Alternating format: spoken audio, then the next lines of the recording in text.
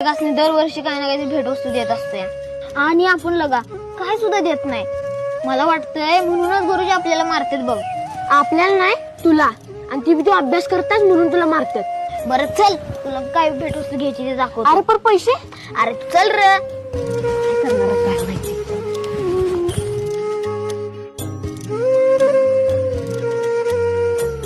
अरे कोणतरी बघते की.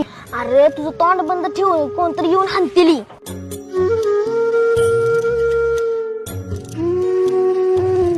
अरे गुरुजी आले ती.